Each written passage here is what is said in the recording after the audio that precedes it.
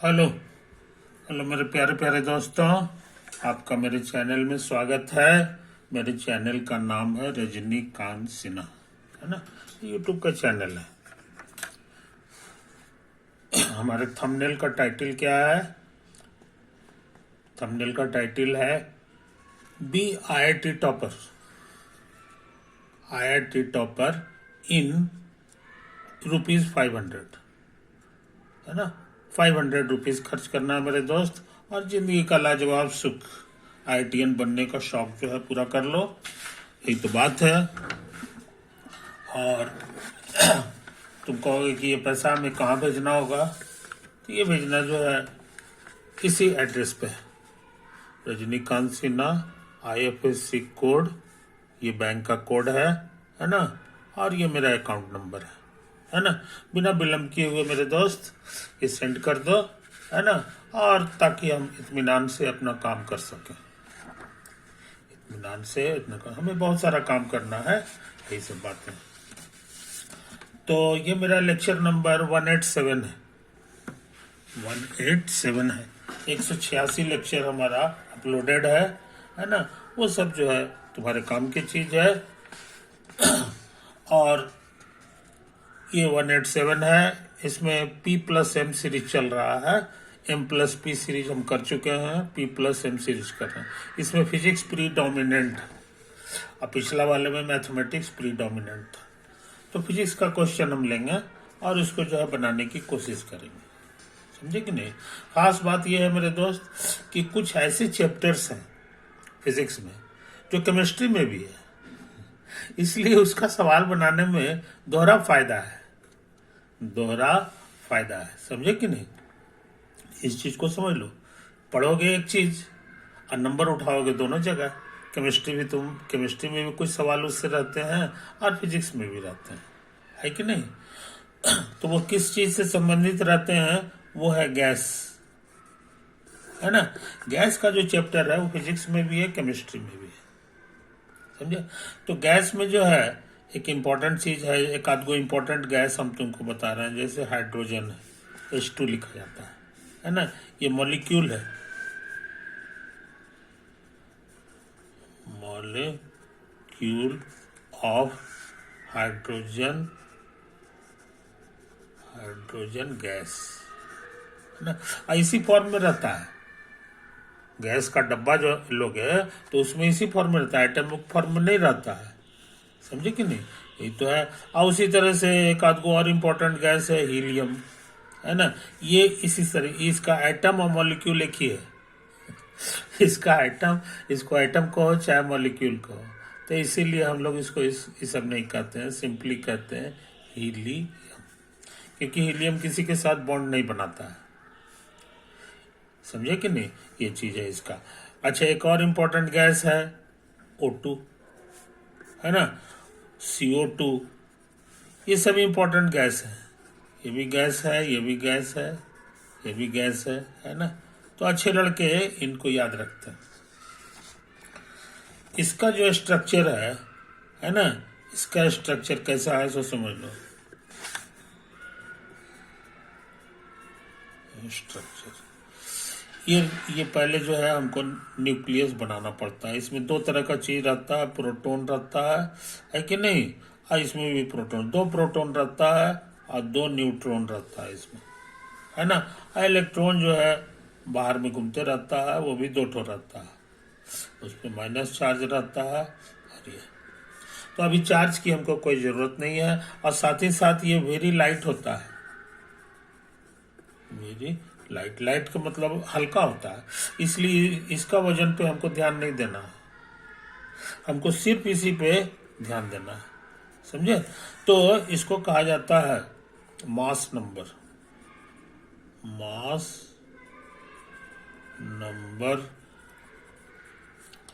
Of high, नहीं helium, तो कहोगे 4, समझे कि नहीं। अच्छा, इसका क्या मतलब होता है सो समझ लो। Population of 4 gram helium helium, है ना। इसमें हर मॉलिक्यूल को गिनती करोगे, हीलियम के हर हर एटम को जो है गिनती करोगे तो तुमको जो है कितना मिलेगा सो समझ लो, वो इतना बड़ा नंबर होता है, समझे। 23 को 06 पे डाल दो, उतना बड़ा नंबर के अलावा उसकी गिनती हो जाती है। इतना बड़ा नंबर को जो है शॉर्ट में लिखा जाता है केमिस्ट्री में 1 मोल, समझे। तो हमारे लिए इंपॉर्टेंट फॉर्मूला हो गया 4 ग्राम हीलियम बोले या 1 मोल हीलियम बोले, एक ही बात हो गया। ये वजन के हिसाब से हो गया और ये सब के सब बराबर है, समझे कि नहीं। ये इसका कहने का मतलब होता है। इस बड़ा नंबर का इस्तेमाल जनरली हम लोग नहीं करते हैं, है ना। शॉर्ट में इसको लिखा जाता है Na, एवोगैड्रो नंबर। ये गिनती करने का काम एवोगैड्रो ने ही किया था, इसी से आज तक इसका नाम पड़ गया यही। तो अभी हम इस गैस की बात कर रहे थे,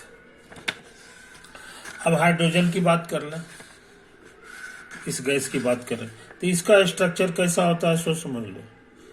इसमें हाइड्रोजन में जो है न्यूट्रॉन नहीं रहता, सिर्फ प्रोटॉन रहता है, इलेक्ट्रॉन ये बाहर रह गए। तो वजन सिर्फ इसके कारण है, सिर्फ इसके कारण है, समझे कि नहीं। इसीलिए कहा जाता है कि, और ऐसा एक ठो नहीं है, देखो ये 2 ठो है, तो इसका मतलब एक और फोटो इस तरह से बनाओगे और ये ऐसा हो गया, ये घूमने का काम करता है, ये तुम्हारा घूमेगा। ये तो असली वजन इसका है। इसलिए मॉलिक्यूलर वेट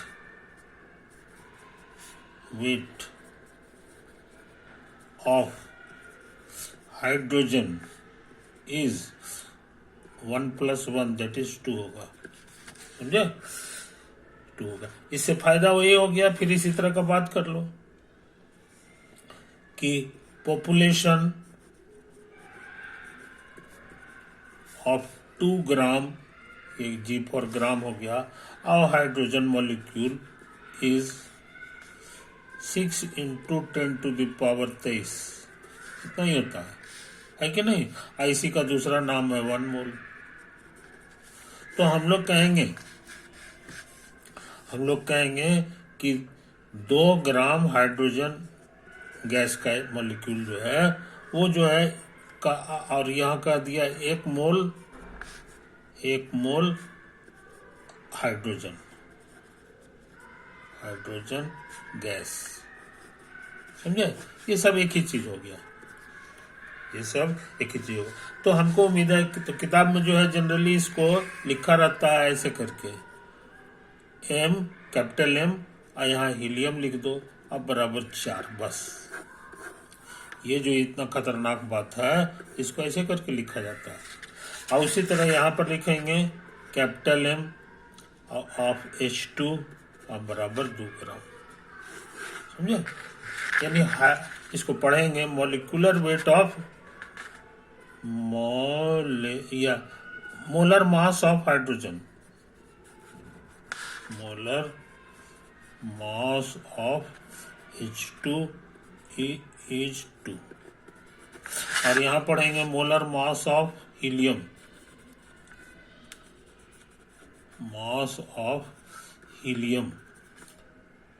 इज 4, समझे। ETC इसी तरह का कैलकुलेशन सबके लिए किया जा सकता है कि नहीं।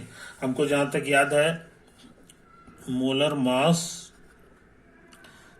मास ऑफ ऑक्सीजन, है ना, इसमें शायद 8 को प्रोटॉन होता है और 8 को जो है ये 8 × 16 ठो हो गया इसका, और 2 ठो और है, दुगना है, तो 16 × 32 हो गया, समझे। इसको कहेंगे ग्राम पर मोल, या जल्दी में रहेंगे खाली 32 लिख देंगे।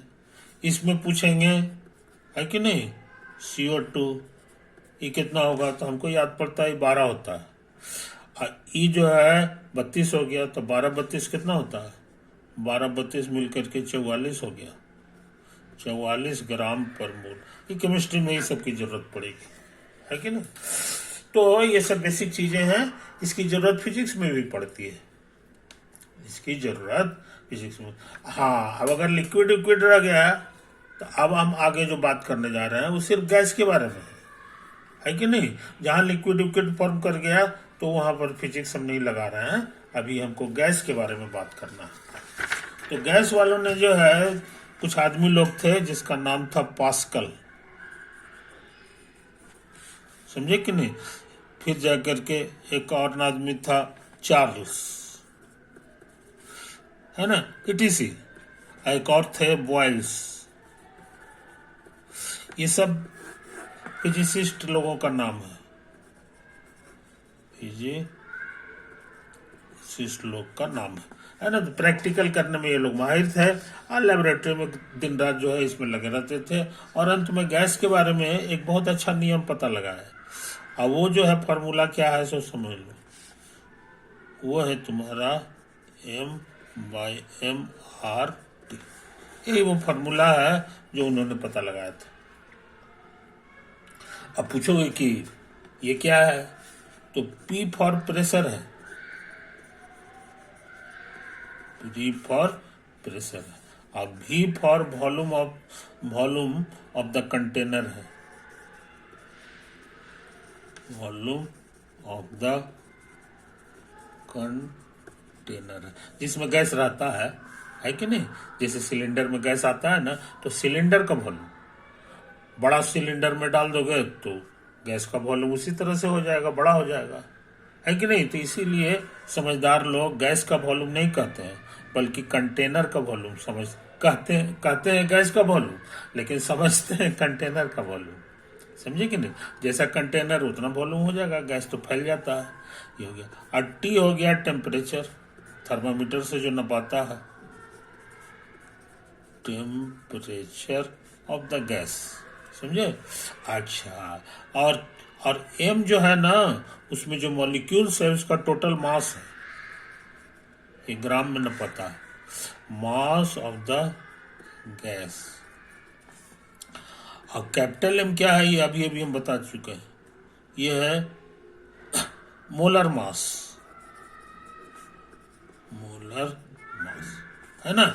और ये कंटेनर में रहता है, तो ये कंटेनर का फोटो हम लोग बना लें, कंटेनर का यही हमारा फोटो हो गया, ये तो है, ये हमारा कंटेनर है। और इसके अंदर गैस भरा हुआ है, इसके अंदर ये गैस के पार्टिकल्स, और ये स्थिर नहीं रहते हैं, चलते रहते हैं, है ना। तो इसके अंदर का प्रेशर क्या है ना, इसके लिए एक आता है मशीन, उससे हम लोग नाप लेते हैं, प्रेशर गॉज कहलाता है, कि इसके अंदर कितना प्रेशर है ना। अब खुद प्रेशर का फॉर्मूला क्या है सो समझ लो, वो होता है force by area of the piston. अब पूछोगे कि कैसे करके निकलेगा, तो हम देखो एक अलग से फोटो बना रहे हैं उसी का, समझे, यही तो है। और इसमें ये तुम्हारा पिस्टन लगा हुआ है, पिस्टन लगा हुआ, और ऐसे करके हम लोग फोटो बना लेते हैं, समझे कि नहीं। और इसमें गैस के पार्टिकल है, यही वाला कहलाता है पिस्टन, समझे, यही तो है। अब कहोगे कि पिस्टन इस तरह से चौखुट तो रहता नहीं होगा, अंदर से सिलेंड्रिकल शेप का रहता है, तो और बढ़िया फोटो हम बनाने के लिए ऐसे करके तुमको दिखा देते हैं, है कि नहीं। एक्चुअल में ये इसी तरह का रहता है पिस्टन, ऐसे करके रहता है, स्टील का बना रहता है, और ये तुम्हारा हैंडल हो गया। तो पिस्टन तुम्हारा यही है। अब इसका जो एरिया है ये काम का चीज है, और इसके अंदर गैस भरा हुआ है, तो गैस के पार्टिकल इसको धक्का मारता है, सब इधर धक्का मारेगा, तो धक्का मारने का मतलब फोर्स लगाता है, तो फोर्स जो लगा रहा है वही एफ हो गया, ये एफ हमारे लिए फोर्स हो गया, और सब ऊपर की ओर धक्का मार रहा है। और एरिया को हम लोग ए कह दें, और फोर्स को एफ कह दें, और इसी को इससे भाग दिया जाता है, फोर्स को एरिया से भाग दे दो, समझे। इसी का नाम है, is called pressure, pressure of the gas, pressure of the gas. इसका यूनिट क्या होगा सो बताना आसान है, ऐसा यूनिट, समझे। ऐसा यूनिट फोर्स का तो न्यूटन होगा, और ये डिवाइडेड हो गया, और एरिया का मीटर स्क्वायर होता है कि नहीं, यही तो है। और इसी का शॉर्टकट नाम है पीए, समझे। पीए एक्चुअली पास्कल का, पास्कल जो था ना साइंटिस्ट, उसी के नाम पे पड़ा हुआ, पीए फॉर पास्कल। तो देखोगे तो इस तरह से लिखा हुआ तुमको मिलेगा, कोई दिक्कत नहीं। अच्छा, इस पढ़ाई में एक और लेटर तुमको दिखाई देगा, वो एल लिखा हुआ, समझे। एल फॉर लीटर होता है, एल फॉर लीटर होता है, जबकि ऐसा यूनिट ऑफ वॉल्यूम, ऐसा यूनिट ऑफ वॉल्यूम होगा मीटर गुना मीटर गुना मीटर, समझे। तो ये मीटर का क्यूब हो गया, मीटर का क्यूब हो गया। अब मीटर में 100 सेंटीमीटर होता है, 100 सेंटीमीटर का 1 मीटर होता है, समझे। अब ये 2 पावर है और ये 3 पावर, तो हमको लगता है 6 पावर हो जाएगा जी, है ना। और ये सेंटीमीटर का क्यूब कहलाएगा। इसी को शॉर्ट में पढ़ा जाता है क्यूबिक सेंटीमीटर, क्यूबिक सेंटीमीटर, समझे। जल्दी में रहेंगे तो ऐसे पढ़ेंगे, सीसी, सीसी माने क्यूबिक सेंटीमीटर हो गया, है कि नहीं। और 1 लीटर को माना जाता है 1000 सीसी, 1000 सीसी को ही 1 लीटर कहा जाता है। एल फॉर लीटर है, आई बात समझ में। तो इसी हालत में ये 1000 लीटर हो गया, क्या ख्याल है।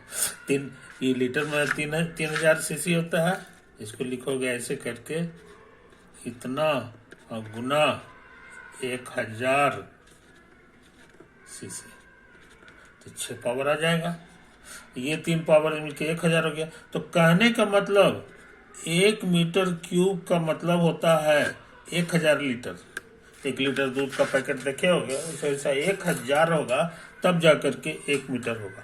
एक बड़ा साइज का जो गंगाल होगा, है कि नहीं, एक ऐसा गंगाल जो 1 मीटर लंबा 1 मीटर चौड़ा है, मीटर तो देखबे की हो, 1 मीटर का साइज जो होता है कितना बड़ा होता है ना। तो वही साइज का लंबाई चौड़ाई का गंगाल होगा, तो वही जो है 1000 लीटर उसमें आता है।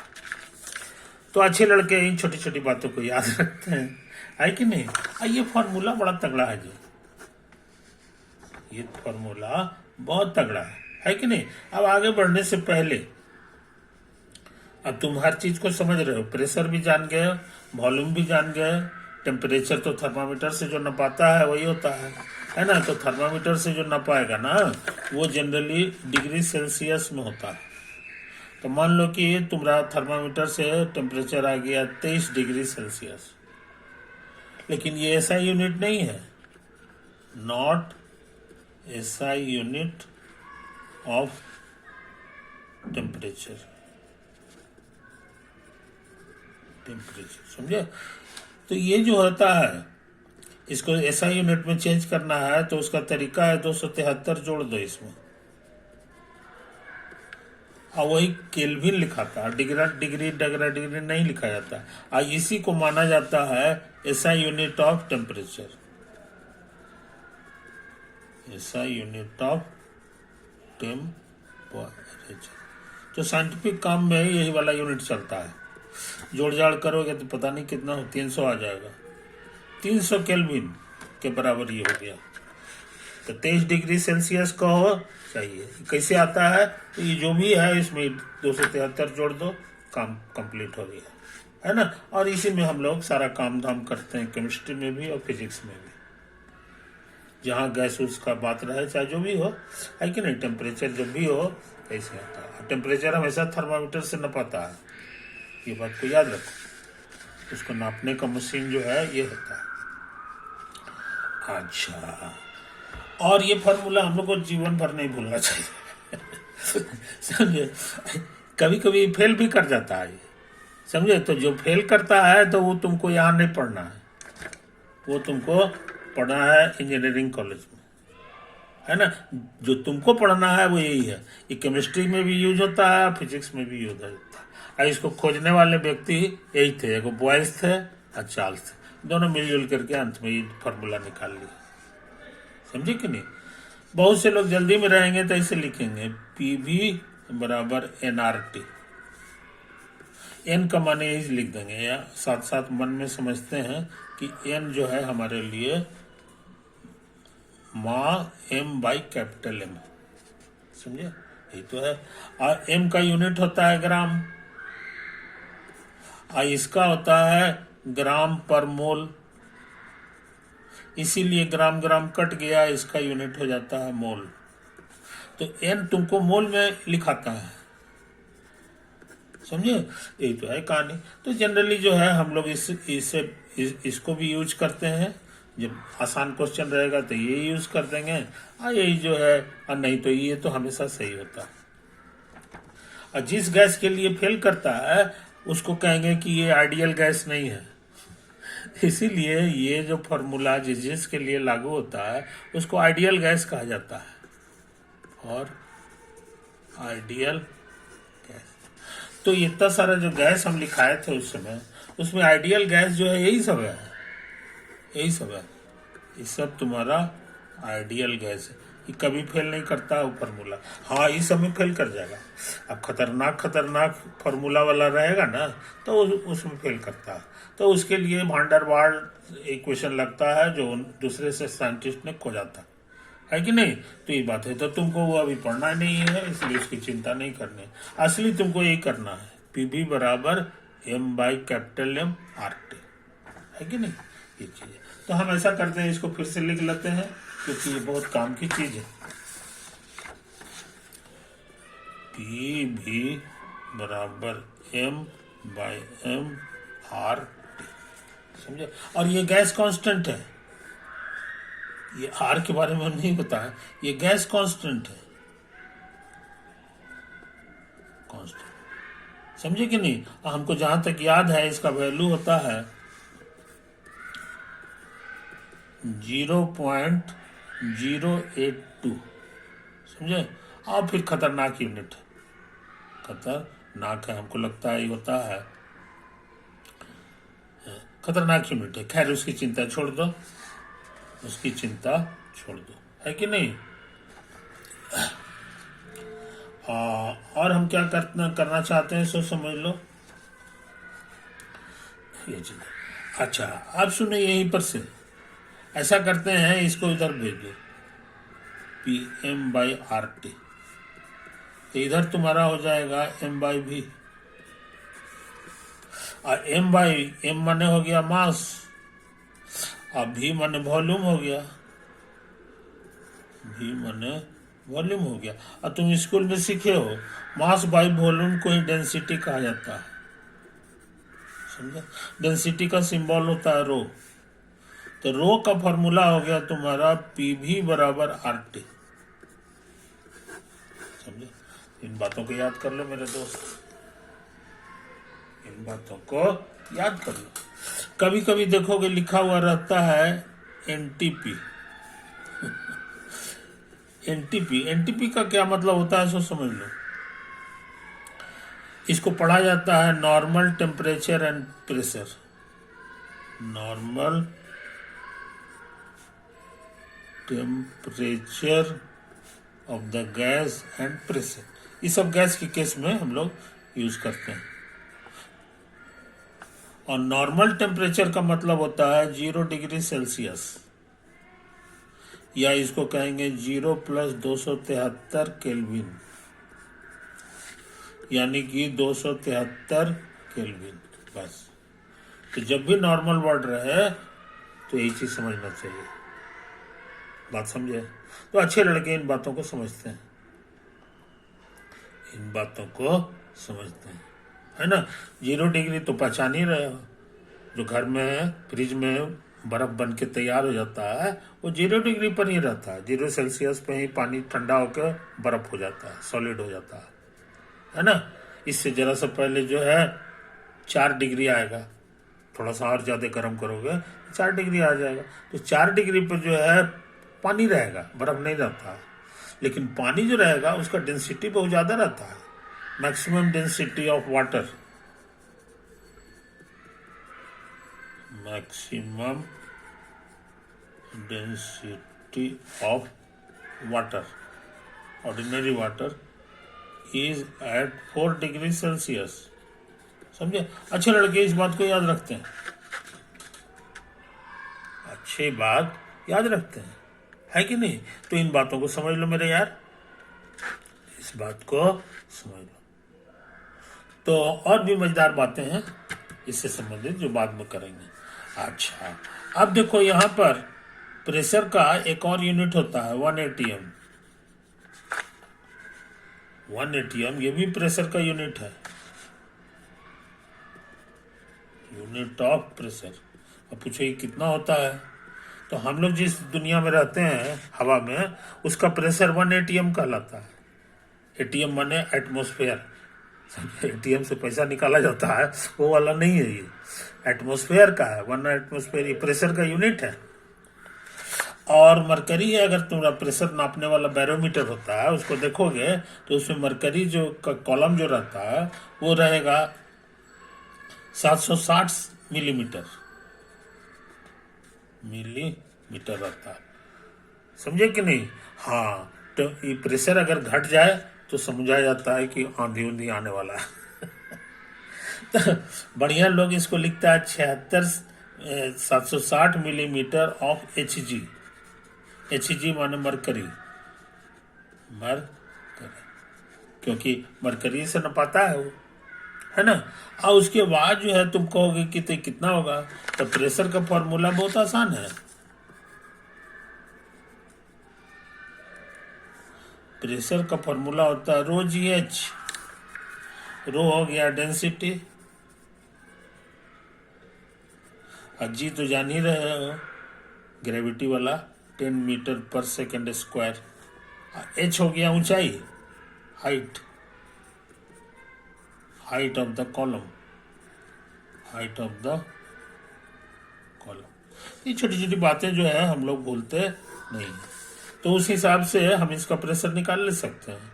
तो वो हो जाएगा 760 मिलीमीटर का मतलब होता है -3 मिली माने आई मीटर हो गया।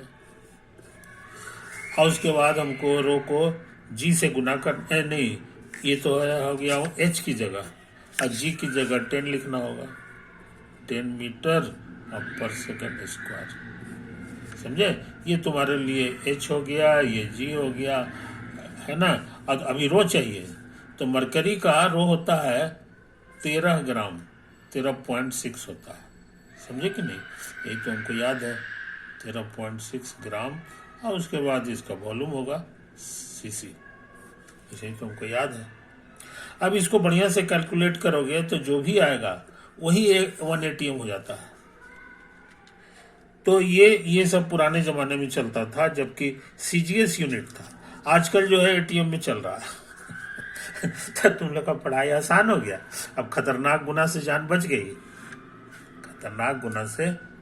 गई, वैसे हम तुमको सब लिखा दिए हैं। तुमको अगर गुना करने का शौक है तो निकाल ले सकते हो।